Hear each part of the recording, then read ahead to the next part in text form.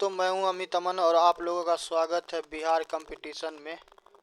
आप बिहार दरोगा का जो 28 पदों का वैकेंसी आया हुआ है, तो जो बच्चा फॉर्म नहीं भरे हैं जाके फॉर्म भर लीजिए, ठीक है, क्योंकि ज़्यादा डेट अब नहीं रह गया है। और आज हम लोग देखने वाले हैं फंडामेंटल राइट।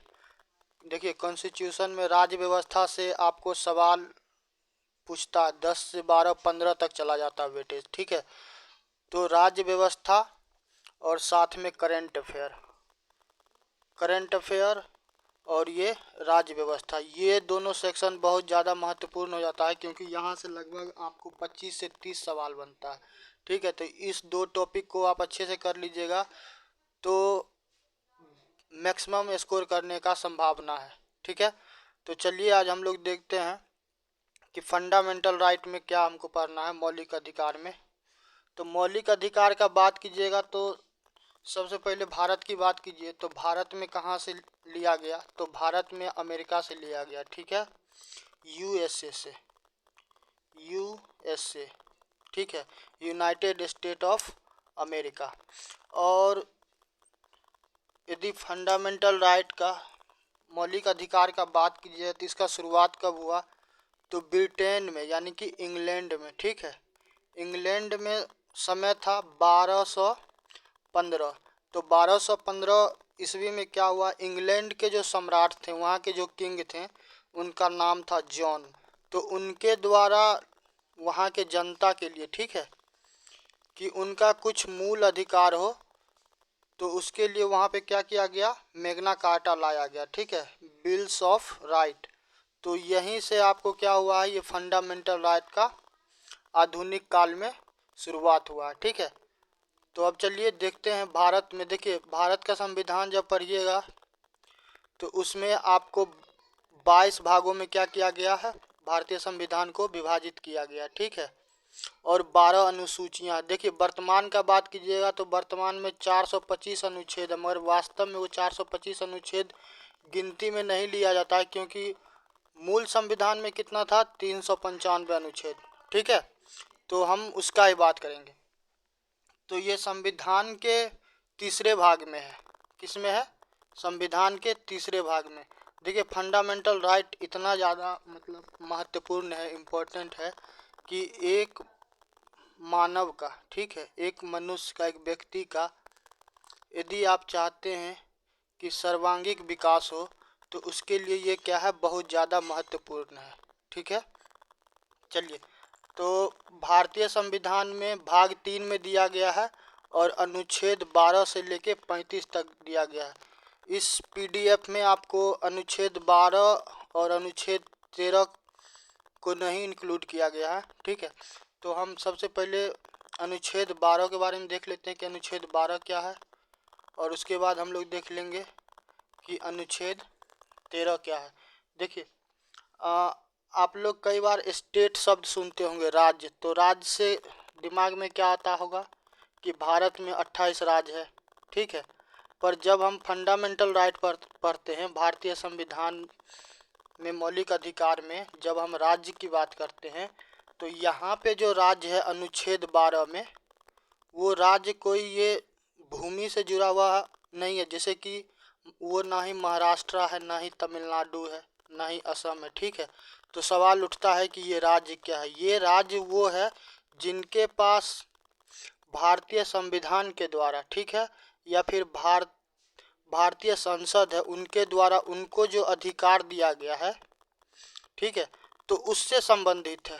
अब राज्य को, जैसे कि आपको बहुत आसान शब्दों में समझना होगा, तो आप ये समझिए कि जिनके पास भी, ठीक है, कानून को लागू करवाने का या सामान्य जनमानस के जीवन पे किसी तरह के रूल और रेगुलेशन लगा के उसके जीवन को क्या किया जाए, प्रभावित किया जाए, तो वो सब के सब किस में आ जाएंगे, राज्य में। जैसे कि भारत के जो सांसद होते हैं, मेंबर ऑफ पार्लियामेंट, ठीक है, तो उनको हम लोग इस अनुच्छेद 12 के तहत, आर्टिकल 12 के तहत क्या करेंगे, उनको स्टेट के रूप में जानेंगे, ठीक है, कि वो क्या है, राज्य है। तो ये चीज़ आप लोग अच्छे से ध्यान में रखिएगा।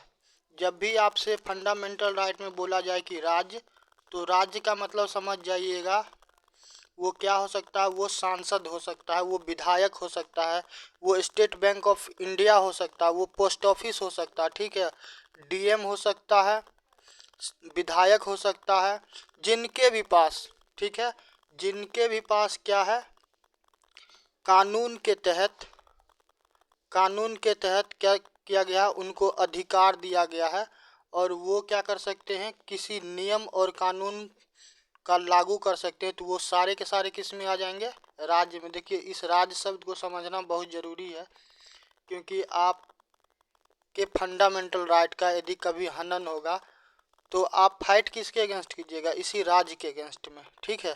और प्रोटेक्ट कौन करेगा, जो भारत का सुप्रीम कोर्ट है, ठीक है, तो उनके द्वारा क्या किया जाएगा, अनुच्छेद 32 के तहत क्या किया जाएगा, आपका प्रोटेक्शन किया जाएगा, आपका रक्षा किया जाएगा, आपके फंडामेंटल राइट को बचाया जाएगा, ठीक है। तो राज्य अब समझ में आ गया होगा आप लोगों को। चलिए तो नेक्स्ट आर्टिकल देखते हैं, आर्टिकल 13 क्या, अनुच्छेद 13 क्या है।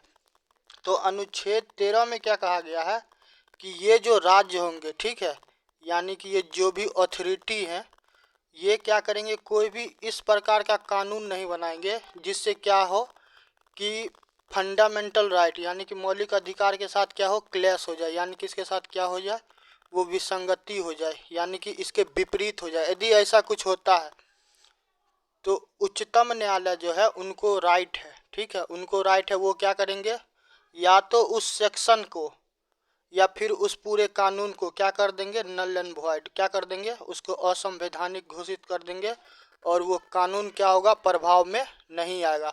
तो फंडामेंटल राइट इसलिए बहुत ज़्यादा ज़रूरी है। आप अनुच्छेद 12 और अनुच्छेद 13 को याद रखिएगा। अनुच्छेद 12 में क्या कहा गया है, स्टेट का डिफिनीशन दिया गया, ठीक है। और अनुच्छेद 13 में क्या कहा गया है कि अनुच्छेद 13 में ये कहा गया है कि स्टेट जो है, राज्य जो है, वो कोई भी इस प्रकार का कानून नहीं बनाएंगे कि फंडामेंटल राइट के साथ क्या हो, इसके विपक्ष में हो जाए या फिर इसके क्या हो जाए, अगेंस्ट में, विरोध में आ जाए, ठीक है। तो ऐसा किसी भी प्रकार का क्या करना है, कानून का निर्माण नहीं करना है, ठीक है। तो इसीलिए फंडामेंटल राइट बहुत ज़्यादा इम्पोर्टेंट हो जाता है। और आम जीवन में भी देखिएगा कि इसमें इतना सारा राइट्स दिया गया है कि एक मानव के विकास के लिए ये क्या है, बहुत ज़्यादा महत्वपूर्ण है, ठीक है। अब एक एक आर्टिकल को हम लोग देखते हैं और देखते हैं इस आर्टिकल में क्या क्या दिया गया है। कई बार आपसे देखिए अनुच्छेद पूछ लिया, जब फंडामेंटल राइट आप जब कॉन्स्टिट्यूशन आप पढ़िएगा तो उसमें 5-6 चैप्टर है जहाँ से आपको कन्फर्म सवाल आना ही आना। डीपीएसपी से आ जाएगा, फंडामेंटल राइट से आ जाएगा, उसके बाद अमेंडमेंट से आ जाएगा, ठीक है, फंडामेंटल ड्यूटी से आ जाएगा। तो इन सब चीज़ से क्या होता है, रेगुलर आपको सवाल पूछा जाता है।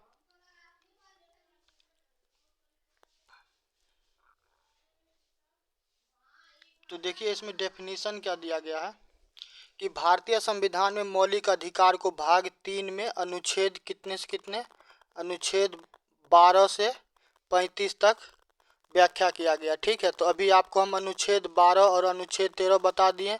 अनुच्छेद 12 में स्टेट के बारे में बोला गया, राज्य के बारे में, और अनुच्छेद 13 में क्या बोला गया, कोई भी ऐसा कानून नहीं बनाया जाएगा जो क्या हो, मौलिक अधिकार के विरुद्ध हो, ठीक है। ये अधिकार नागरिकों के, ठीक है, ये अधिकार नागरिकों के स्वतंत्रता, समानता और न्याय प्रदान करने के लिए दिया गया है, ठीक है। मौलिक अधिकार का कुछ विशेषता है, तो वो विशेषता क्या है, देखिए वो विशेषता ये है कि जो भारतीय संविधान है, तो भारतीय संविधान के द्वारा क्या किया गया है कि न्यायालय के द्वारा इसे लागू किया जा सकता है। यदि आपके मौलिक अधिकार का हनन होता है तो आपको अधिकार है कि आप अनुच्छेद 32, ठीक है, अनुच्छेद 32 के तहत आप क्या कीजिएगा, सुप्रीम कोर्ट का दरवाज़ा खटखटाइएगा और सुप्रीम कोर्ट वहाँ आपके बात को सुनेंगे भी और आपके मौलिक अधिकार को क्या करेंगे, वापस लागू करवा देंगे, ठीक है। उसके बाद क्या है, प्रत्यक्ष रूप से लागू, नागरिक अपने मौलिक अधिकार के उल्लंघन पर सीधे उच्चतम न्यायालय या उच्च न्यायालय, जब हाई कोर्ट का बात आएगा तो हाई कोर्ट में अनुच्छेद कितना हो जाएगा, 226, ठीक है। यदि आप हाई कोर्ट जाते हैं तो अनुच्छेद 226 के तहत जाइएगा और यदि आप सुप्रीम कोर्ट जाते हैं तो क्या कीजिएगा, आर्टिकल 32 के तहत जाइएगा, ठीक है। दोनों ही आपको उच्चतम न्यायालय जाइएगा तो भी और उच्च न्यायालय जाइएगा तो भी दोनों क्या करेंगे, आपके फंडामेंटल राइट को वापस क्या करेंगे, इन्फोर्स करवा देंगे, दोबारा क्या कर देंगे, लागू करवा देंगे। यदि कोई राज्य के द्वारा क्या किया जाता है, आपके मौलिक अधिकारों को यदि सस्पेंड किया जाता है तो, ठीक है। नेक्स्ट है निषेधात्मक प्रकृति। ये सरकार को मनमाने तरीके से नागरिकों के अधिकारों का उल्लंघन करने से रोकते हैं। यदि राज्य कोई कानून ऐसा लाता है जो सामान्य जनमानस के जीवन में यदि समस्या पैदा करता है, ठीक है, और वो फंडामेंटल राइट से क्या होता है, टकराव करता है, तो वहाँ पे सुप्रीम कोर्ट को क्या अधिकार है, उस पूरे के पूरे कानून को क्या करेंगे, निरस्त कर देंगे, ठीक है। और वो कानून क्या होगा, शक्ति में नहीं रह जाएगा, ठीक है। संशोधन योग्य। संसद मौलिक अधिकार में संशोधन कर सकती है, लेकिन यह संविधान के मूल ढांचे के विपरीत नहीं होना चाहिए। एक घटना घटा था 1973 में, केशवानंद भारती केस। ये आप याद रखिए क्योंकि ये बहुत ज़्यादा जजमेंटल इसलिए है क्योंकि ये बहुत ज़्यादा मतलब क्या हुआ था, वर्ल्ड वाइड अट्रैक्शन इसको मिला हुआ था, ठीक है। तो संसद को यानी कि पार्लियामेंट को राइट तो है कि वो क्या कर सकते हैं, मौलिक अधिकार में संशोधन कर सकते हैं, मगर कुछ भी ऐसा संशोधन नहीं करे कि क्या हो, इसके मूल ढांचा में ही परिवर्तन हो जाए। यदि मौलिक अधिकार इसलिए दिया गया है कि लोगों का सर्वांगीण क्या हो, विकास हो, उनको अच्छा शिक्षा मिले, अच्छा जीवन मिले, ठीक है, अच्छा भोजन मिले, और कानून कुछ ऐसा बन जाता है जिसमें इनमें से किसी एक चीज़ को क्या करता है, निगेटिव रूप से प्रभावित करता है, ठीक है, तो क्या किया जाएगा, उस कानून को पूरा क्या करेगा, नल एंड वॉइड कर देगा, यानी कि क्या करेगा, असंवैधानिक उसे घोषित कर दिया जाएगा या फिर वो कानून मान्य नहीं होगा, ठीक है। तो ऐसा ही केस एक बार आया था 1973 में, केशवानंद भारती केस। तो उसमें बोला गया सुप्रीम कोर्ट के द्वारा कि आप मूल ढांचे यानी कि बेसिक स्ट्रक्चर जो है, उसका जो स्पिरिट है, आत्मा है, आप उसमें छेड़छाड़ क्या कीजिएगा, नहीं कीजिएगा, ठीक है। नेक्स्ट आइए,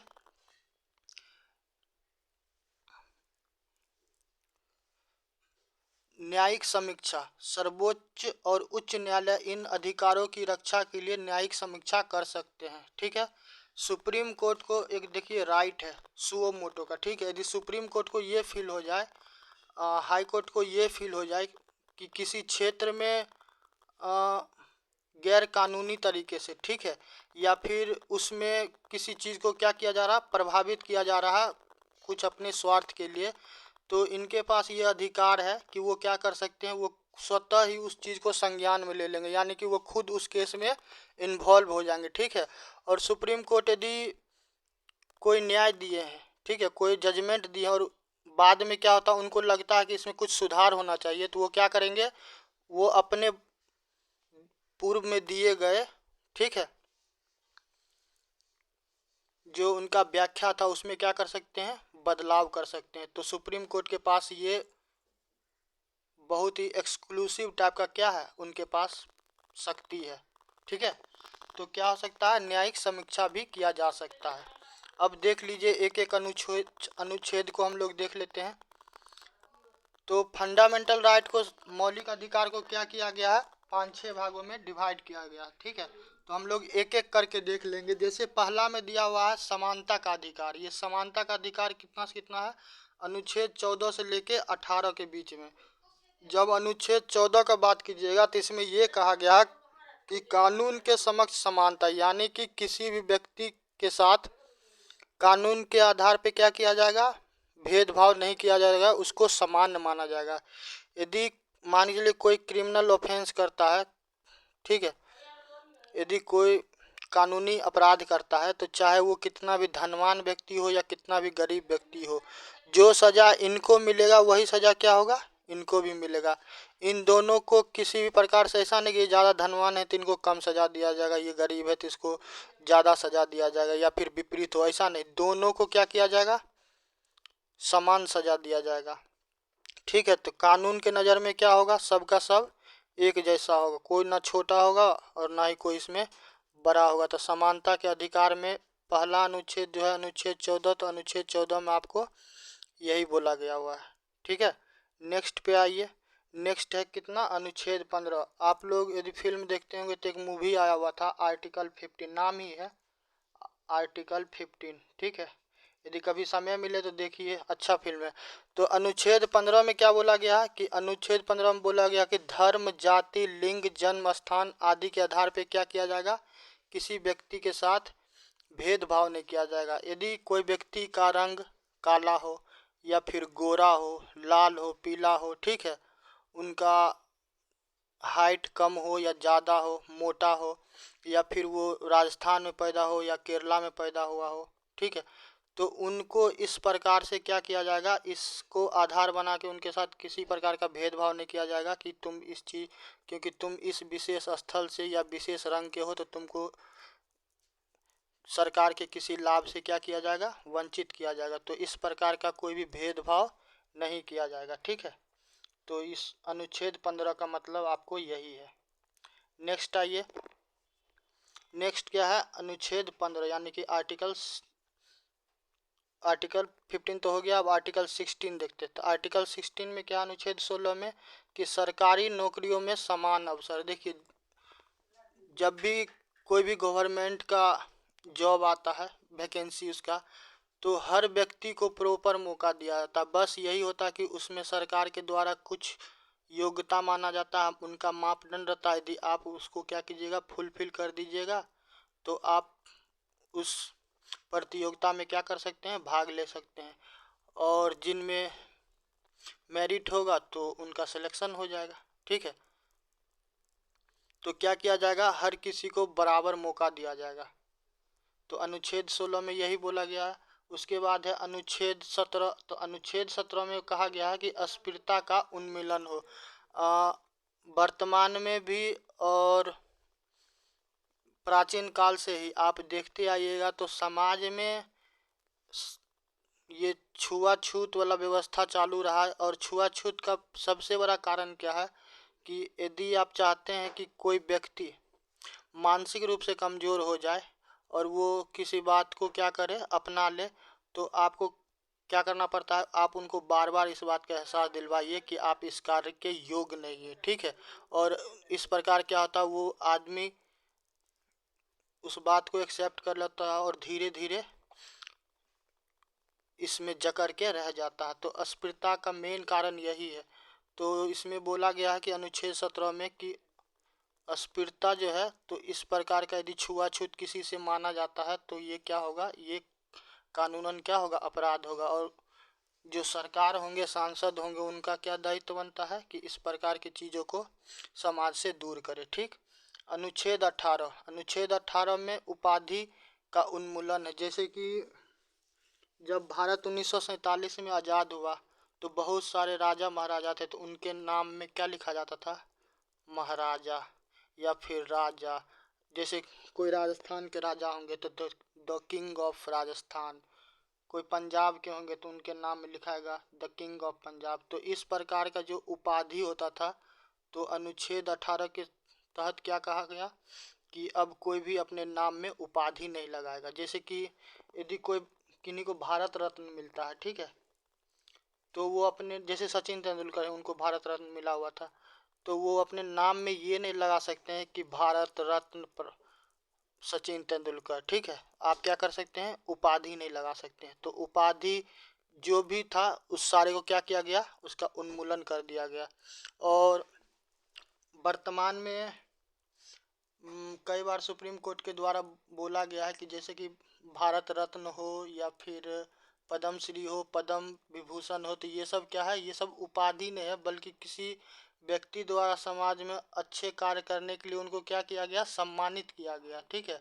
ये किसी प्रकार का क्या है, उपाधि नहीं है, ठीक। तो अनुच्छेद 18 में क्या कहा गया कि उपाधियों का उन्मूलन हो।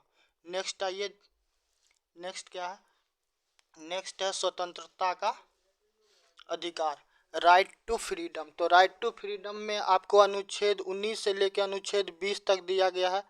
और अनुच्छेद 19 से अनुच्छेद 20 में क्या है, अनुच्छेद 19 में कहा गया कि भाषण और अभिव्यक्ति की स्वतंत्रता, शांतिपूर्ण सभा संगठन बनाने, भारत में स्वतंत्र रूप से घूमने, किसी भी व्यवसाय करने का अधिकार।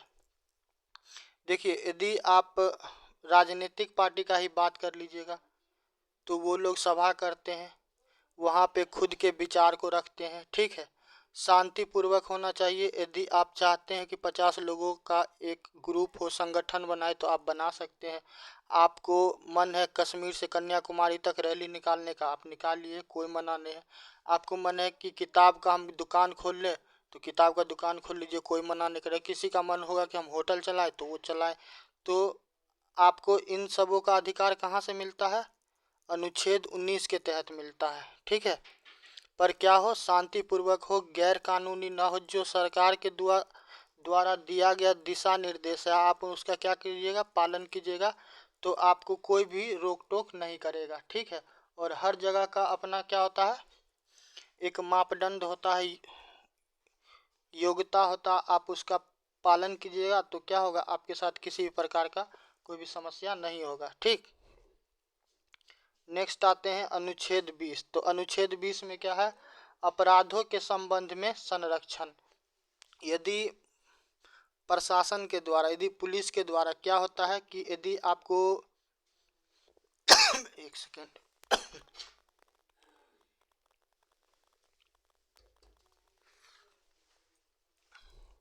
अरेस्ट किया जाता है तो क्या होता है कि आपको राइट बनता है कि आप उससे पूछिए कि वो किस कारण से अरेस्ट किए हैं, क्या कोर्ट का आदेश है या फिर मजिस्ट्रेट का है। और यदि वो ऐसा नहीं करते हैं तो फिर आप क्या कर सकते हैं, कोर्ट को अप्रोच कर सकते हैं, आप कोर्ट जा सकते हैं, ठीक। और जैसे कि कोर्ट में ले जाया था तो आप जैसे हथकड़ी देखते होंगे लगाया रहता है, आप चाहे तो वो बोल सकते हैं और वो क्या करेंगे, आपको हथकड़ी लगा के नहीं ले जाएंगे। आप यदि स्वैच्छिक से जाएंगे तो क्या करेंगे, वो हथकड़ी आपको नहीं लगाएंगे। आप अपने इच्छा के हिसाब से अपने मन पसंद के क्या कर सकते हैं, जो वकील होता है आप उनसे क्या कर सकते हैं, संपर्क करेंगे और जो भी कानूनी दांव पेच होगा उसका इस्तेमाल कीजिएगा। अनुच्छेद 20 हो गया। अनुच्छेद 21 में देखिए, अनुच्छेद 21 है जीवन और व्यक्तिगत स्वतंत्रता का अधिकार। देखिए अनुच्छेद 21 को हम विस्तार से आपको बताएंगे लास्ट में, ठीक है। फिलहाल आप इतना जान लीजिए, जीवन और व्यक्तिगत स्वतंत्रता का अधिकार। यदि मान चलिए कि कोई व्यक्ति है, ठीक है, तो उनका अपना जो पर्सनल लाइफ होता है तो उसमें बहुत सारा गतिविधि होता है, मित्रों से मिलना, खाना पीना, घूमना उठना बैठना, शिक्षण ग्रहण करना, व्यापार करना, बहुत सारा चीज़, ठीक है। तो उसका गोपनीयता बनाए रखना उनका राइट बनता है, ठीक। और उनको कुछ न कुछ क्या हो, फ्रीडम हो, यानी कि उसके पास स्वतंत्रता हो कि वो किसी कार्य को क्या कर सकते हैं, कर सकते हैं। तो ये आपको क्या बोला गया अनुच्छेद 21 में, जीवन और व्यक्तिगत स्वतंत्रता का अधिकार। देखिए ये अनुच्छेद 21 बहुत ज़्यादा इम्पोर्टेंट है, इसको हम आपको सबसे लास्ट में अनुच्छेद 21 को बहुत ही डिटेल्ड वे में क्या किए हैं, एक्सप्लेन किए हैं, तो हम आपको बताएंगे, ठीक है। और क्या क्या कुछ कुछ सुप्रीम कोर्ट का जजमेंट भी आया वो भी हम बता देंगे, क्योंकि अनुच्छेद 21 बहुत ज़्यादा इम्पोर्टेंट है, ठीक है। फिलहाल आप इतना देख लीजिए। अनुच्छेद 21 सब क्लॉज ए है। अनुच्छेद 21 सब क्लॉज 1 में क्या है कि 6 से 14 वर्ष का जो बच्चा होगा उसको निःशुल्क शिक्षा अनिवार्य रूप से प्रदान किया जाएगा। देखिए ये जो अनुच्छेद 21 ए है, तो ये पहले आपको क्या था, डीपीएसपी में था। डीपीएसपी का मतलब क्या हो गया, DPSP directive principle of state policy, यानी कि राज्य का नीति निर्देशक तत्व, ठीक है। तो पहले क्या था कि राज्य के द्वारा बोला गया होता, मगर क्या प्रॉब्लम आता है कि जब आप किसी चीज़ को डीपीएसपी में डालते हैं तो आप राज्य से फाइट नहीं कर सकते हैं कि ये जो राइट है आप हमको दीजिए, अदरवाइज हम क्या करेंगे, सुप्रीम कोर्ट को अप्रोच कर लेंगे। तो वहाँ पे आप ऐसा नहीं कर सकते, क्योंकि राज्य के पास वहाँ पे ना मैंडेटरी आदेश नहीं रहता कि वहाँ पे करना ही करना है। यदि राज्य चाहे तो नहीं भी करे, राज्य ये कह सकता है कि मेरे पास संसाधन नहीं है, मेरे पास धन नहीं है, इस कारण से क्या हो रहा है, हम इस कार्य को नहीं कर पा रहे हैं। मगर वही यदि आपको फंडामेंटल राइट में रहेगा तो वहाँ पे राज्य को करना अनिवार्य हो जाएगा, और यदि नहीं करते हैं तो संवैधानिक मशीनरी के फेल होने के कारण क्या हो सकता है, उनके राज्य में राष्ट्रपति शासन तक लागू हो सकता है। ठीक है, तो अनुच्छेद 21 ए सब क्लॉज में क्या बोला गया है कि 6 से 14 वर्ष के बच्चों के लिए निःशुल्क अनिवार्य शिक्षा होगा। और ये बना कब, देखिए अनुच्छेद 21 सब क्लॉज ए आपको 2002 में क्या किया गया, एक संविधान संशोधन किया गया। ठीक है, 2002 में एक संविधान संशोधन किया गया, 86वां 86। ठीक है, किस वर्ष में, 2002 में। ये इम्पोर्टेंट है इसलिए कि आपसे यदि पूछ दिया जाए कि when education become fundamental right, ठीक है, शिक्षा कब मौलिक अधिकार बना, तो आपको ये बात पता होना चाहिए कि 2002 में एक संवैधानिक संशोधन हुआ, 86वां। तो उसके तहत क्या किया गया, ये अनुच्छेद 21 सब क्लॉज ए को जोड़ा गया। ठीक है, चलिए नेक्स्ट आते हैं। नेक्स्ट है अनुच्छेद 22। तो अनुच्छेद 22 में क्या बोला गया, गिरफ्तारी और नज़रबंदी से सुरक्षा। बहुत सारा सर्टेन केस है जिसमें क्या हो सकता है कि आपको गिरफ्तारी और नज़रबंदी से क्या किया जाएगा, आपको सुरक्षा प्रदान किया जाएगा। ये आपका फंडामेंटल राइट है अनुच्छेद 22 में। ठीक है, नेक्स्ट आइए, शोषण के विरुद्ध अधिकार। यदि किसी का एक्सप्लॉयटेशन होता है, जैसे कि अनुच्छेद 23 में क्या बोला गया कि मानव तस्करी और बलात्कार का निषेध। मनुष्य कोई क्या है, आपको सामान नहीं है या वस्तु नहीं है कि उसको उसका खरीद या बिक्री कीजिए। यदि ऐसा कोई व्यक्ति करता है और कानून के संज्ञान में आता है तो उस पर क्या होगा, निश्चित रूप से कठोर क्या होगा, कार्रवाई होगा। और बलात्कार का निषेध मतलब क्या है कि आप किसी से बेगार नहीं खटवा सकते, किसी से काम करवा लिए और जब पता चला कि उसको दिहाड़ी देना है या फिर उसको सैलरी देना है तो आप उसके लिए क्या कर रहे हैं, मना कर रहे हैं, तो आप क्या कर सकते हैं, ऐसा काम नहीं कर सकते हैं। ठीक है, तो बलात्कार किसी से बलात्कार क्या कर सकते हैं, नहीं करवा सकते। नेक्स्ट आते हैं अनुच्छेद 24। तो अनुच्छेद 24 में क्या कहा गया है कि जो 14 वर्ष से कम आयु के बच्चे होंगे उनको खतरनाक उद्योग में कार्य कराने पे प्रतिबंध है। यानी कि कहीं पे मान चलिए कि स्टील का फैक्ट्री हो, कोई केमिकल का फैक्ट्री हो, या फिर कोई ऐसा काम है जहाँ पे क्या हो सकता है, खतरा ज़्यादा बनता है, तो वैसे जगह पे आप क्या कीजिएगा, जो 14 वर्ष से कम आयु के बच्चे होंगे उनको क्या कीजिएगा, ऐसे उद्योग में आप काम नहीं करवा सकते। यदि करवाते हुए पाए जाइएगा तो आपके ऊपर प्रॉपर क्या होगा, प्रॉपर आपके ऊपर लीगल एक्शन लिया जाएगा, और उसमें फिर हो सकता है कि आपको बहुत ज़्यादा समस्या का भी सामना करना पड़े। ठीक है, नेक्स्ट आते हैं। देखिए फंडामेंटल राइट थोड़ा बड़ा है मगर फंडामेंटल राइट से सवाल आपको पूछता है, ये 100 नहीं 200% गारंटेड है। फंडामेंटल राइट से आपको हर बार चाहे जो भी यदि कंपटीशन का एग्ज़ाम होगा तो आपको फंडामेंटल राइट से 1 से 2 सवाल कन्फर्म पूछेगा, चाहे आप किसी भी एग्ज़ाम को उठा के देख लीजिए, चाहे बिहार का हो, यूपी का हो, पंजाब का हो, ठीक है, चाहे कर्नाटका का हो, किसी भी राज्य का हो, या फिर भारत का ही क्यों ना हो। यदि उसमें राज्य व्यवस्था से आपसे सवाल पूछा जाएगा तो फंडामेंटल राइट से सवाल आपको कन्फर्म पूछा ही जाता है। ठीक है, नेक्स्ट आते हैं। नेक्स्ट क्या है, धर्म की स्वतंत्रता का अधिकार, right to freedom of religion, अनुच्छेद 25 से 28। अभी 1-2 दिन पहले क्या हुआ है कि आपको होली का पर्व था। ठीक है, तो यूपी में, उत्तर प्रदेश में, वहाँ के प्रशासन के द्वारा ये कहा गया क्योंकि होली में रंगों के द्वारा क्या किया जाता है, त्यौहार मनाया जाता है। ठीक है, तो उसमें कुछ लोग ऐसे भी होते हैं या फिर ऐसे भी समुदाय के लोग होते हैं जो क्या करते हैं, इस पर्व को नहीं मनाते हैं या फिर उनका इसमें आस्था नहीं रहता है। तो यदि उनको मान के चलिए कि रंग पड़ जाए तो क्या हो सकता है, समस्या हो सकता है। तो प्रशासन के द्वारा क्या गाइडलाइन दिया गया कि जो भी अन्य धर्म के पूजा स्थल होंगे, ठीक है, उनको क्या किया जाएगा, उनको ढक दिया जाएगा, ताकि क्या हो, उस पे रंग वगैरह नहीं पड़े और उनका क्या हो, उनका जो पवित्रता है वो क्या रहे, बना रहे। ठीक है।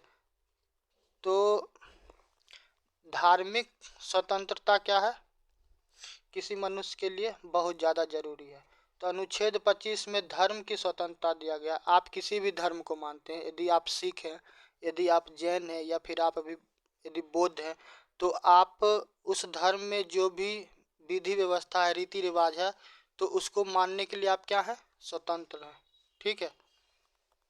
अनुच्छेद 26 में क्या क्या कहा गया है कि धार्मिक कार्यों की स्वतंत्रता। तो आप जिस भी धर्म से हैं, तो उस धर्म से जुड़ा हुआ कोई भी क्या कार्यक्रम आप करना चाहते हैं, लोगों के बीच में उस धर्म का उपदेश देना चाहते हैं, ठीक है, तो आप क्या कर सकते हैं, दे सकते हैं। आपको इस चीज़ का क्या है, अधिकार है। अनुच्छेद 27 धार्मिक प्रचार के लिए कर न लगाना। यदि मान चलिए कोई किसी धर्म को मानने वाले हैं, अब वो क्या करे कि अन्य व्यक्तियों पे क्या करने लगे, कर लगाना, कर वसूली करना लगे, क्योंकि उनको अपने धर्म का प्रचार करना है या फिर उसमें कुछ कार्यक्रम करना है। तो इस प्रकार का यदि कार्य किया जाएगा तो वो क्या हो जाएगा, गैर संवैधानिक हो जाएगा। ठीक है। तो उनके ऊपर क्या हो जाएगा, लीगल एक्शन लिया जा सकता है। तो ऐसा करना क्या है, मना है। अनुच्छेद 28 में क्या बोला गया है कि अनुच्छेद 28 में बोला गया है कि धार्मिक शिक्षा से संबंधित अधिकार, यदि कोई भी व्यक्ति किसी भी धर्म को मानता है, ठीक है, तो वो अपने धर्म से जुड़े हुए जो भी धार्मिक पुस्तक है या फिर जो भी पूजा का या प्रार्थना का जो उनके यहाँ व्यवस्था है, उसका क्या कर सकते हैं, अपने बच्चों को या फिर अपने सोसाइटी में क्या कर सकते हैं, उसका शिक्षा दे सकते हैं। यदि किसी को इंटरेस्ट होगा तो वो लेंगे, यदि नहीं होगा तो नहीं लेंगे। ठीक है। तो आप ऐसा कर सकते हैं। जैसे कि हिंदू धर्म में देखिए, हिंदू धर्म में आपको गीता है, महाभारत है, रामायण है। ठीक है। तो कोई हिंदू धर्म के व्यक्ति यदि स्कूल खोलते हैं वो और इसका शिक्षा देना चाहते हैं तो वो दे सकते हैं। कोई इस्लाम को मानने वाले हैं तो वो कुरान का यदि शिक्षा देना चाहते हैं तो वो दे सकते हैं। कोई क्रिश्चियन है, वो बाइबल के बारे में बताना चाहते हैं तो बता सकते हैं। ठीक है। तो इन सभी चीज़ों का क्या है कि आपको आज़ादी दिया गया है अनुच्छेद 28 में। देखिए, भारतीय संविधान विश्व का सबसे ज़्यादा विस्तृत संविधान है। इतना अनुच्छेद दुनिया के किसी भी संविधान में नहीं है और यहाँ पे हर एक बातों को क्या किया गया है, व्याख्या किया गया है।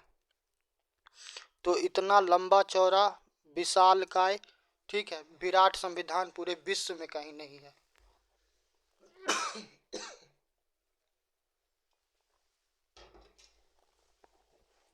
अब आते हैं सांस्कृतिक और शैक्षणिक अधिकार। देखिए, सांस्कृतिक और शैक्षणिक अधिकार आपको अनुच्छेद 29 और अनुच्छेद 30 में दिया गया है। अल्पसंख्यकों को अपनी संस्कृति, भाषा और लिपि को सुरक्षित रखने का अधिकार। 2019 के आसपास का बात है। आप एनआरसी के बारे में सुने होंगे, नेशनल रजिस्टर फॉर सिटीजन। ठीक है। और उसी टाइम में आपको एक और शब्द सुने होंगे, CAA। तो इन दोनों बात को लेके ना देश में बहुत ज़्यादा वाद विवाद चल रहा था, राजनीतिक माहौल बहुत ज़्यादा गर्म था। और ये सब हो क्यों रहा था, असम जो है, असम जो 7 सिस्टर है, 7 बहनें, तो वहाँ असम का जो मूल जनता है उनका ये कहना है कि जो उनका जनसंख्या है वो धीरे धीरे क्या हो रहा है, डिस्टर्ब हो रहा है। और क्यों हो रहा है, क्योंकि बाहरी लोग वहाँ पे क्या कर रहे हैं, प्रवेश कर रहे हैं। तो वो अपना ही पहचान खो रहे हैं, वो अपनी संस्कृति को खो रहे हैं। तो इस डर से वो क्या चाह रहे थे कि एक बार एनआरसी आए जिससे ये पता चल जाए कि असम के मूलवासी कौन है। ठीक है। तो अनुच्छेद 29 में क्या कहा गया है कि अल्पसंख्यक जो होंगे वो अपने क्या कर सकते हैं, सांस्कृतिक, ठीक है, उनका जो भाषा होगा और उनका लिपि होगा उसको क्या कर सकते हैं, सुरक्षित रख सकते हैं। तो ये आपको अनुच्छेद 29 में दिया गया है। नेक्स्ट आइए, सांस्कृतिक और शैक्षणिक अधिकार। अभी आपको अनुच्छेद 29 बताया। अनुच्छेद 30 देखिए, अनुच्छेद 30 में क्या है, अल्पसंख्यकों को शैक्षणिक संस्थान स्थापित करने और उनका प्रबंधन करने का अधिकार है। आप लोग बहुत जगह देखे होंगे, अब तो गवर्नमेंट मदरसा में भी मतलब उसमें सरकारी शिक्षक भी रहते हैं। कई बार देखते होंगे कि जैसे कि वो अपने धर्म के, ठीक है, क्या करते हैं, शिक्षा देते हैं। तो उसका यदि वो प्रबंधन करना चाहते हैं कि वहाँ का मैनेजमेंट करना चाहते हैं, मेंटेनेंस करना चाहते हैं, तो इस बात का उनको प्रॉपर अधिकार है कि क्या करेंगे, वो ये बात कर सकते हैं। ठीक है, और इस चीज़ का व्यवस्था कहाँ दिया गया है, अनुच्छेद 30 के तहत। ठीक है, नेक्स्ट आइए। नेक्स्ट है संवैधानिक उपचार। आपको शुरू में ही हम बताए हुए थे कि यदि कोई आपके मौलिक अधिकार का हनन करता है, if someone is hurting your fundamental right then you have the right to approach the supreme court और हाई कोर्ट। ठीक है, यदि आपके फंडामेंटल राइट का, मौलिक अधिकार का क्या होता है, हनन करता है, चाहे वो राज्य हो। अनुच्छेद 12 में आपको राज्य के बारे में बताए थे। राज्य वो नहीं है कि जो असम या बंगाल या क्या कहता है महाराष्ट्र। राज्य कौन है राज्य वो है जिसके पास क्या है, कानून बनाने का अधिकार है या कानून लागू करने का अधिकार है, जैसे LIC, BCCI। ठीक है, उसके बाद कोई भी सरकारी संस्थान आप ले लीजिए, कोई PSU है, ठीक है, कोई सांसद है, विधायक है, कलेक्टर है। कलेक्टर के पास आपको अथॉरिटी होता है, वो अर्ध न्यायिक होता है। ठीक है, तो कोई भी स्टेट होगा, यदि क्या करता है, आपके फंडामेंटल राइट को इंक्रोच करता है, सस्पेंड करता है, मिनिमाइज करने का कोशिश करता है, तो आप क्या कीजिएगा, सुप्रीम कोर्ट को अप्रोच कीजिएगा। और सुप्रीम कोर्ट क्या है, प्रोटेक्टर ऑफ द लॉ है। ठीक है,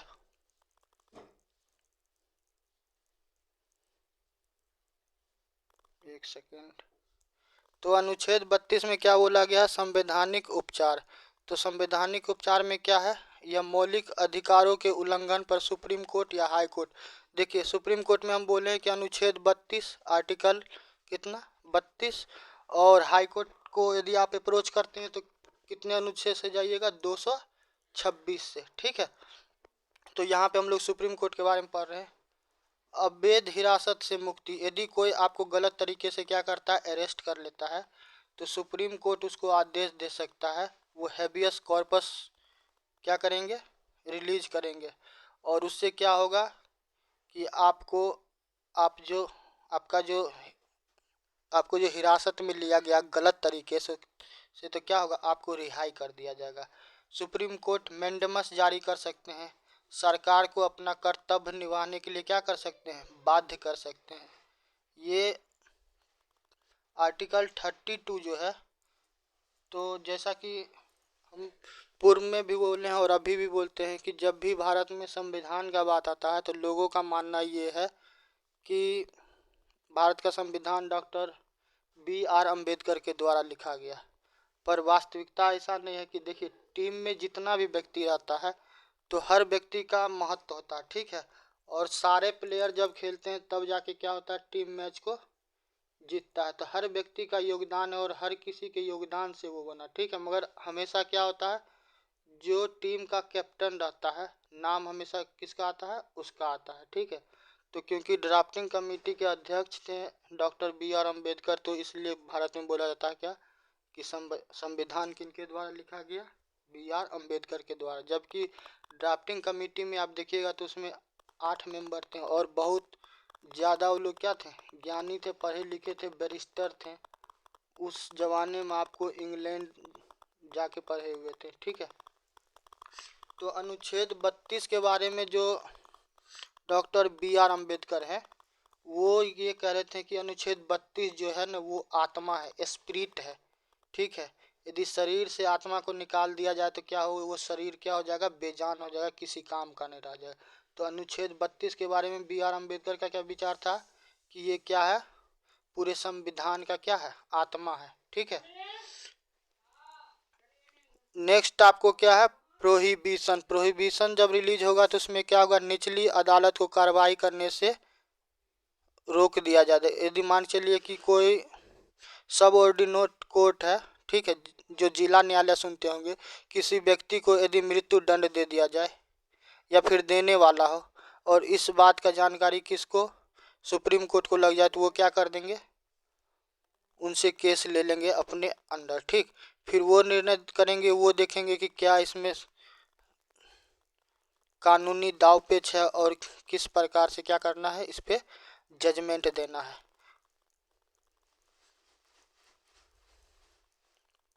नेक्स्ट आइए कि कियो वारंटो। तो कियो वारंटो में क्या है, कियो वारंटो में आपको ये दिया गया है कि किसी व्यक्ति को पद पर वैधता की जांच, यदि मान चलिए किसी के पास कोई अथॉरिटी नहीं है, जैसे सामान्य तौर पे आप गाड़ी बाइक वगैरह चलाते होंगे, मोटरसाइकिल, तो देखते होंगे जब जो प्रशासन के द्वारा गाड़ी को रोका जाता है तो कई बार आप देखते होंगे गाड़ी में से क्या करता है, वो चाबी निकाल लेता रहता है, ठीक है।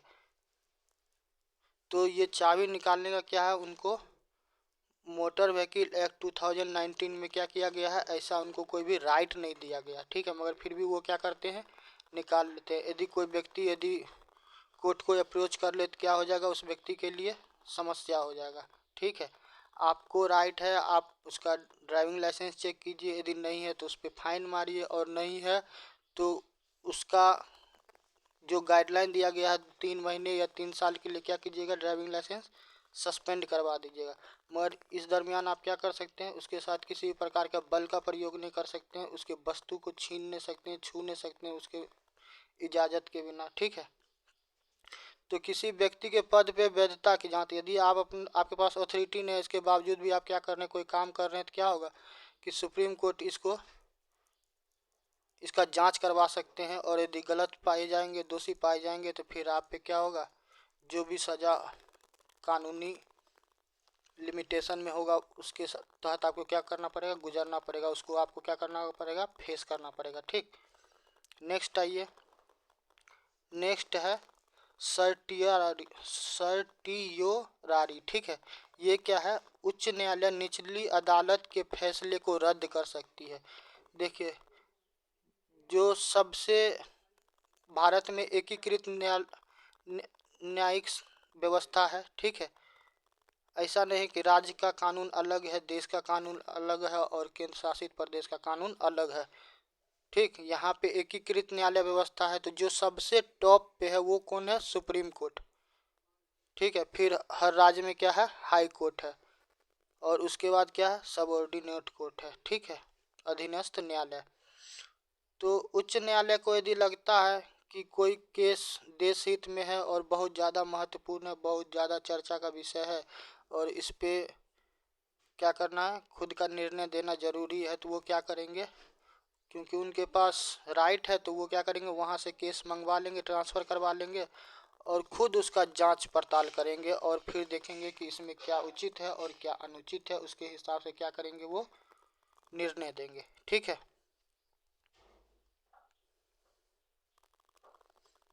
तो देखिए इसमें निष्कर्ष क्या निकलता है फंडामेंटल राइट का, मौलिक अधिकार नागरिकों के स्वतंत्रता और समानता सुनिश्चित करने के लिए दिए गए, हालांकि ये अधिकार पूर्ण नहीं है। पूर्ण का मतलब क्या हो गया, भारतीय संविधान में जो आपको फंडामेंटल राइट मौलिक अधिकार दिया गया है, तो ये एब्सोल्यूट नहीं है, एब्सोल्यूट नहीं है। इसका मतलब क्या हुआ, अब इसका मतलब ये नहीं हुआ कि किसी को फंडामेंटल राइट दिया गया तो कोई किसी को गाली देना शुरू कर दे, कोई बीच सड़क पे सो जाए, कोई कहीं रात में डीजे बजाने लगे, जो मन में आए वो करने लगे।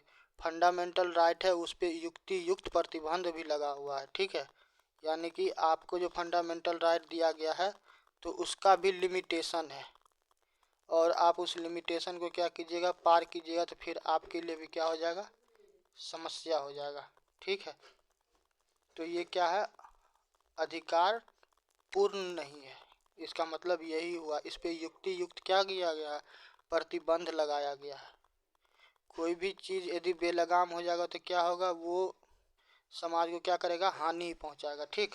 कुछ परिस्थितियों में इन पर प्रतिबंध लगाए जा सकते, कुछ ऐसा समय काल आएगा या फिर स्थिति पैदा हो जाएगा कि क्या किया जाएगा, आपके फंडामेंटल राइट को सस्पेंड कर दिया जाएगा और उस टाइम में आप सुप्रीम कोर्ट को भी अप्रोच नहीं कर सकते हैं।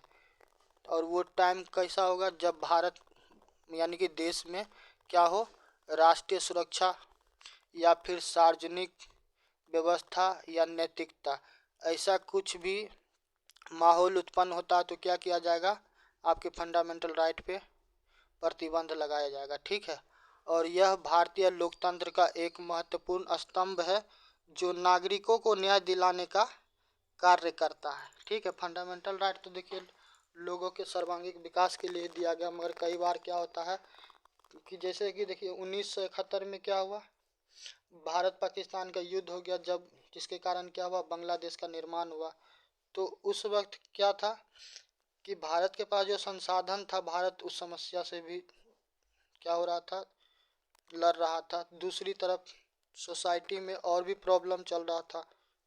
तो वैसा समय काल में क्या होता है कि सरकार हमारे कुछ अधिकारों को क्या करते हैं, सस्पेंड कर देते हैं। और उस टाइम में आप क्या कर सकते हैं, आप सुप्रीम कोर्ट को भी अप्रोच नहीं कर सकते हैं। ठीक है। जैसे मान चलिए कि अनुच्छेद 360 का बात आ जाए, यदि देश में क्या हो, राष्ट्रीय वित्तीय आपातकाल घोषित कर दिया जाए और आपका सैलरी मान चलिए कि 1 लाख रुपया मिल रहा है। अब आप जिद पे अड़ जाइएगा, नहीं हमको 1 लाख रुपया क्या चाहिए, मंथली सैलरी चाहिए, जबकि गवर्नमेंट आपको 50,000 रुपया ही दे रहा है। तो आप वैसा समय में क्या कर सकते हैं, गवर्नमेंट से लड़ नहीं सकते, क्योंकि बात वहाँ पे सिर्फ एक व्यक्ति का नहीं रहता है, पूरे देश को चलाना था। तो ऐसा समय में क्या करना पड़ेगा, आपको कॉम्प्रोमाइज करना पड़ेगा। ठीक है।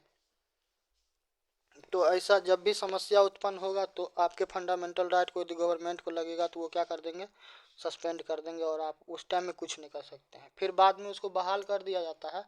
ठीक है। मगर वर्तमान में क्या करेगा, सस्पेंड कर देगा। देखिए आपको शुरू में बोले थे कि आर्टिकल 21 को हम विस्तार से बताएंगे। तो देखिए फंडामेंटल राइट 21 जो है, अनुच्छेद 21 जो है, इसको तो संविधान के भाग 3 में दिया गया है। ठीक है। और इसका क्या काम है, नागरिकों को न्याय और स्वतंत्रता प्रदान करना। देखिए सुप्रीम कोर्ट का कुछ इम्पोर्टेंट जजमेंट है, जजमेंट आपको कई बार जजमेंट रिपोर्ट आयोग समिति ये सब पूछता रहता है। ठीक है। इसके बारे में आपको बताए हुए थे 1973 में जो केशवानंद भारती केस हुआ था। तो इस मामले में क्या हुआ, संविधान सुप्रीम कोर्ट जो थे उनके द्वारा क्या कहा गया कि भारतीय संविधान के जो मूल ढांचे, देखिए बेसिक स्ट्रक्चर जो है ना, अब एग्जैक्टली क्या है ये सुप्रीम कोर्ट ही जानते हैं, इसके अलावा कोई नहीं जानते। सुप्रीम कोर्ट का कहना है कि जब जब आवश्यकता पड़ेगा तो हम बताएंगे कि what is the basic structure. ठीक। तो ये मतलब ऐसा है इन्फिनिटी टाइप का। ठीक है। जिसका अंत नहीं है। आवश्यकता पड़ने पे ही क्या होता है, सुप्रीम कोर्ट उसका क्या करते हैं, व्याख्या करते हैं। ठीक। तो सुप्रीम कोर्ट के द्वारा क्या कहा गया कि संविधान का जो मूल ढांचा है उसमें क्या कर सकते हैं, आप किसी प्रकार का परिवर्तन नहीं कर सकते हैं। ढांचे में नहीं ढांचे को क्या कर सकते हैं, बदल नहीं सकते हैं। ठीक है।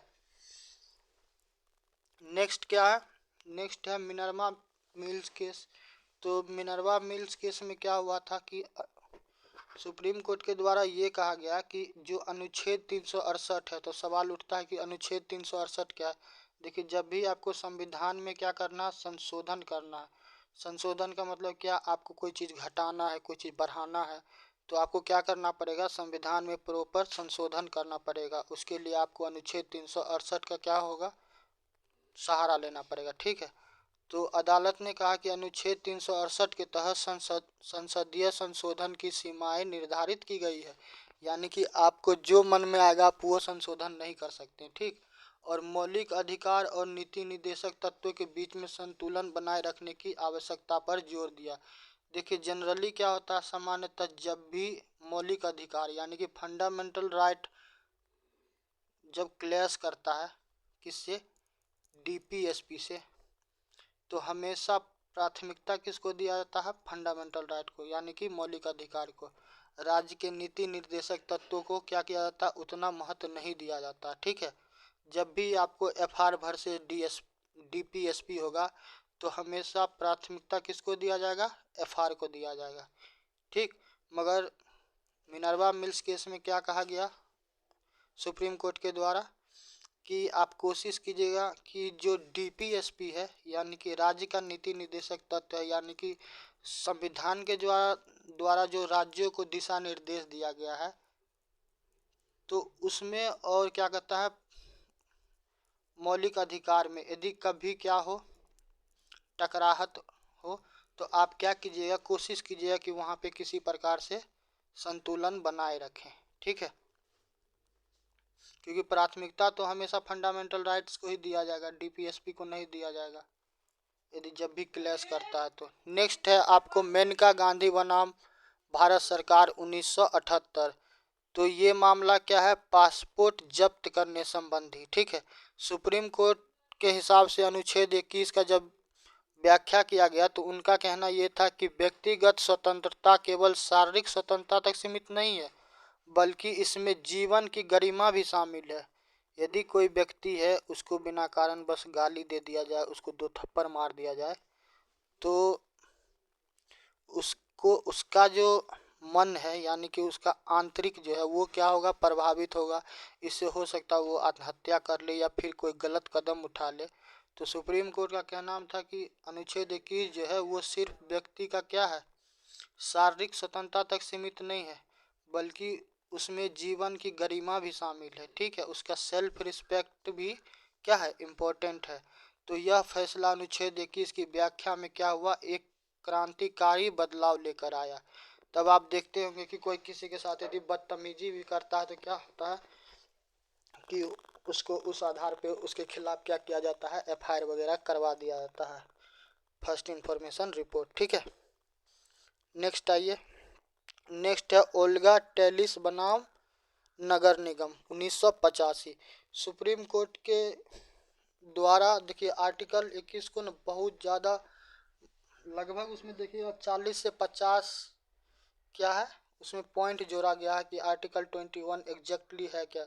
देखिए सुप्रीम कोर्ट के पास अभी कुछ देर पहले बोले हुए थे कि उनके पास राइट है कि वो डिस्क्राइब कर सकते हैं, व्याख्या कर सकते हैं what is the basic structure of the constitution. ठीक है, संविधान का मूल ढांचा क्या है वो सिर्फ सुप्रीम कोर्ट के पास है राइट कि वही व्याख्या कर सकते हैं। तो उसी के तहत जब जब आवश्यकता पड़ता है वो क्या करते हैं, सुप्रीम कोर्ट बताते रहते हैं। तो सुप्रीम कोर्ट का कहना था राइट टू लाइवलीहुड यानी, ठीक है, ये अनुच्छेद 21 के तहत शामिल किया गया है। यानी कि यदि किसी व्यक्ति को सब चीज़ दिया जाए, ठीक, और उनको क्या किया जाए कि वो जो भी स्रोत जहाँ से वो धन का उपार्जन करते हैं, ठीक है, वो उनसे क्या कर लिया जाए, छीन लिया जाए, तो वो क्या होगा, उनका एक प्रकार से क्या हो जाएगा, मृत्यु हो जाएगा, या फिर उसको धीरे धीरे कोस के क्या कर रहा आदमी, उसको मार रहा है।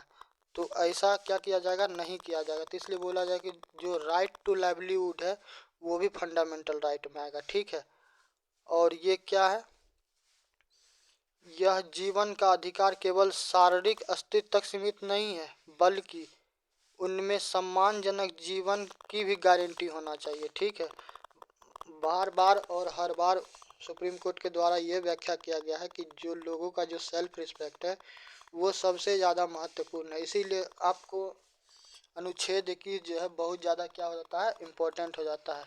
नेक्स्ट एक और जजमेंट है सुप्रीम कोर्ट का, विश्व भारती ग्रामीण विश्वविद्यालय बनाम राज्य पश्चिम बंगाल, वेस्ट बंगाल। तो वहाँ पे सवाल उठा था किस पे, अनुच्छेद 19 सब क्लॉज ए, उसके अंडर में ए है, ठीक है, के तहत क्या हुआ था कि अभिव्यक्ति की स्वतंत्रता को मजबूत किया और कहा गया कि नागरिकों को अपने विचार प्रकट करने का पूरा अधिकार है, जब तक कि वह राष्ट्र की एकता व अखंडता को प्रभावित ना करे। यदि सरकार के द्वारा कोई योजना लाया जाता है, ठीक है, और उसका कोई प्रावधान हमको पसंद नहीं है और यदि हम विरोध करते हैं तो इसका ये मतलब थोड़ी हो गया कि हम एंटी नेशनलिस्ट हो गए या एंटी नेशन हो गए या देशद्रोही हो गए। हम क्या कर रहे हैं कि उस समस्या को उजागर कर रहे हैं ताकि सरकार क्या करे, उसमें और बेहतरी लाए, तो उससे क्या हो, समाज का क्या हो, कल्याण हो। लेकिन कोई उसका विरोध कर रहा है, बता रहा है कि इस योजना में ये खामी है, पता चला पुलिस आया उसको अरेस्ट करके ले गया। तो ऐसा नहीं होना चाहिए। तो सुप्रीम कोर्ट का कहना है अनुच्छेद 19 सब क्लॉज ए के तहत क्या कि नागरिकों को अपने विचार प्रकट करने का अधिकार है जब तक कि वह क्या करे, राष्ट्र की एकता और अखंडता को प्रभावित ना करे। यदि मेरे से करने से राष्ट्र की एकता अखंडता प्रभावित नहीं होता है तो हमको पूरा राइट है कि हम क्या करें कि सरकार का कोई योजना आता है उसमें कुछ कमी लगता है तो हम उसका क्या करें, क्रिटिसाइज करें, उसके खामियां को उजागर करें, ताकि क्या हो नेक्स्ट बार सरकार जब ऐसा कुछ करे कदम ले तो उसमें वो सुधार करके लाए, जिससे क्या हो राष्ट्र निर्माण में वो भी सहयोग कर पाए। ठीक है, नेक्स्ट आइए अनुच्छेद 21। देखिए अनुच्छेद 21 से जो भी जजमेंट था वो तो हम बता ही दिए। एक बार और आप अनुच्छेद 21 को देख लीजिए, क्योंकि इसमें बहुत सारा ऐसा राइट्स है जो समय समय पे क्या किया गया है, सुप्रीम कोर्ट के द्वारा व्याख्या किया गया है। आर्टिकल 21 में क्या बोला गया है, right to life and personal liberty, जीवन का अधिकार। ठीक है, और साथ में क्या है, व्यक्तिगत स्वतंत्रता। ठीक, अनुच्छेद 21 का प्रावधान ये है कि किसी भी व्यक्ति को उसके जीवन या व्यक्तित्व स्वतंत्रता से विधि द्वारा स्थापित प्रक्रिया के अनुसार ही वंचित किया जा सकता है। यानी कि कोई अपने मन से क्या करे, फंडामेंटल 21 का जो प्रावधान है उसको क्या कर सकता है, सस्पेंड नहीं कर सकता, जबकि कि विधि के द्वारा जो बनाया गया व्यवस्था है उसके तहत आपको क्या किया जाए, वंचित ना किया जाए। समझ गए, यदि कानून के तहत जब तक आपके फंडामेंटल राइट को सस्पेंड नहीं किया जाए तो किसी प्राइवेट पार्टी को राइट नहीं है कि वो आएगा और जो मन में आए वो कह दे या क्या करे, आपके इस अधिकार को छीन ले। ठीक, अनुच्छेद 21 के कुछ मुख्य तत्व हैं, जैसे कि राइट टू लाइफ, जीवन का अधिकार। केवल जीवित रहने का अधिकार नहीं है बल्कि गरिमा जीवन, डिग्निफाइड लाइफ। आपको देखिए सुप्रीम कोर्ट के द्वारा बार बार बोला गया है कि सेल्फ रिस्पेक्ट जो है, मनुष्य का जो सम्मान है उसको क्या करना है, उसको बनाए रखना बनाए रखना, तभी तो उसका गरिमा पूर्ण जीवन रहेगा, तो वो समाज के लिए क्या करेगा, बेहतर करेगा। ठीक है, यह भोजन, पानी, स्वास्थ्य, शिक्षा और साफ वातावरण को भी शामिल करता है। देखिए कितना इम्पोर्टेंट है, ये क्या करता है, भोजन को, पानी को, स्वास्थ्य को, शिक्षा को और साफ वातावरण को भी क्या करता है, शामिल करता है। तो इतना ज़्यादा आपको इम्पोर्टेंट है फंडामेंटल राइट 21, आर्टिकल 21। ठीक है, उसके बाद दूसरा में क्या है कि व्यक्तिगत स्वतंत्रता का अधिकार। अभी आपको बताएं, देखिए व्यक्तिगत स्वतंत्रता में क्या शामिल है, अनुचित गिरफ्तारी से सुरक्षा। कोई मनमाने तरीके से, गलत तरीके से आपको यदि अरेस्ट करता है तो आपको इससे क्या है, सुरक्षा प्रदान किया जाए। निष्पक्ष सुनवाई का अधिकार, ऐसा न हो कोई चीज़ हो आपके साथ, कोई घटना, उसमें कोई बायस हो कि आपके साथ क्या कर रहा है, आपकी बातों को सुन रहा, तो ऐसा नहीं होना चाहिए। निजता का अधिकार, हर व्यक्ति का कुछ न कुछ प्राइवेसी होता है तो उसको मेंटेन करने का उस व्यक्ति को राइट है। ये नहीं है कि कोई आएगा और आपके पर्सनल लाइफ में क्या चल रहा है उसको क्या कर दिया, उजागर कर देगा, नहीं, तो ऐसा बिल्कुल नहीं होने वाला है। ठीक है, अनुच्छेद 21 का बात कीजिए तो जीवन के गरिमा, ये तो अभी आपको हम बताए हैं, लाइफ विथ डिग्निटी। देखिए अनुच्छेद 21 बार बार हम बता इसलिए रहे हैं कि अनुच्छेद 21 इंपॉर्टेंट और इससे सवाल बनता रहता है। ठीक है, फ्रांसिस कोरेल मुलिन बनाम दिल्ली प्रशासन। ठीक है, 1981 का केस है कि सुप्रीम कोर्ट के द्वारा ये बोला गया कि केवल सांस लेने तक ही सीमित नहीं है। देखिए अनुच्छेद 21 बहुत इम्पोर्टेंट है और बहुत ज़्यादा विशाल भी है। ठीक है, तो सुप्रीम कोर्ट क्या बोले कि जीवन केवल सांस लेने तक सीमित नहीं है, यानी कि हम लोग जैसे जानते हैं कि कोई जिंदा है इसका मतलब क्या है, वो सांस ले रहा है, बल्कि गरिमा के साथ जीने का अधिकार भी इसमें शामिल है। आप जब भी फंडामेंटल राइट 21 का सुप्रीम कोर्ट के द्वारा कोई भी जजमेंट देखिएगा तो सुप्रीम कोर्ट बार बार इस बात पे जोर दिए हैं कि गरिमापूर्ण यानी कि सम्मानजनक, यानी कि व्यक्ति के लाइफ, किसी भी व्यक्ति को जब उसको सेल्फ रिस्पेक्ट ही नहीं रहेगा तो फिर उसके जीने का क्या मतलब, वो पशु हो जाएगा। फिर उसको जो मन में आएगा वो करेगा, क्योंकि उसको जब किसी व्यक्ति का सम्मान ही नहीं किया जाएगा तो फिर उसको फर्क ही नहीं पड़ेगा कि उसके बारे में कौन क्या कह रहा है या वो किसके बारे में क्या सोच रहा है। उसको जो मन में आएगा वो करेगा, उसके लिए ना कुछ सही होगा ना कुछ गलत होगा। तो इसीलिए सुप्रीम कोर्ट बार बार ये बात कहते हैं कि लोगों का गरिमा सबसे ज़्यादा क्या है, महत्वपूर्ण है।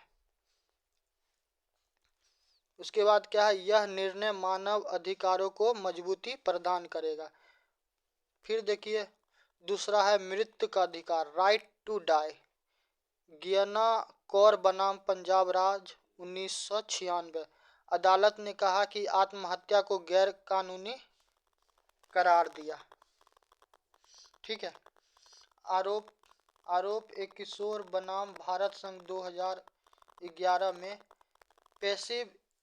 देखिए आप कई बार देखते होंगे कोई व्यक्ति किसी बीमारी के वजह से या फिर एक्सीडेंट के वजह से क्या होता है, बहुत ज़्यादा पीड़ा को क्या करते रहते, झेलते रहते, बहुत सारे परेशानी से वो गुजरते रहते थे। लोगों का क्या इच्छा रहता है कि उसका मृत्यु हो जाए, मतलब वो मर जाए ताकि क्या हो, उसको उस समस्या, उस दर्द, उस पेन से क्या हो, छुटकारा मिल जाए। ठीक है। तो आरोप एक किशोर बनाम भारत संघ 2011 में ये बोला गया कि पैसिव इंथुआसिव जो होगा, निष्क्रिय इच्छा मृत्यु जो होगा, इसका क्या करेंगे, अनुमति देंगे, मगर उसका क्या होगा, तरीका होगा। ठीक है। ये नहीं कि पता चला कहीं पे एक्सीडेंट करवा दिया और जाके और मरवा दिया, तो ऐसा नहीं करेंगे। उसका जो इस प्रकार का मतलब उनको मृत्यु दिया जाएगा ताकि क्या हो, उनको कष्ट नहीं हो। ठीक है। ज़्यादा समस्या का क्या करना पड़े, उनको सामना ना करना पड़े। ठीक है। नेक्स्ट आते हैं निजता का अधिकार, राइट टू प्राइवेसी। आपको बताए हुए थी कुछ देर पहले, फिर भी इससे देखिए संबंधित एक केस है बहुत ज़्यादा इम्पोर्टेंट। 2017 का बात है, के.एस.